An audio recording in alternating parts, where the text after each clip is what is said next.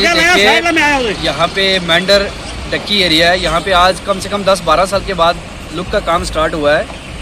तो पहले रोड की काफ़ी बुरी हालत थी, तो ये जो मेंढर ग्रीफ वालों ने बड़ा अच्छा वर्क किया है, आज स्टार्ट हुआ तो काफ़ी अच्छा देखने को मिल रहा है।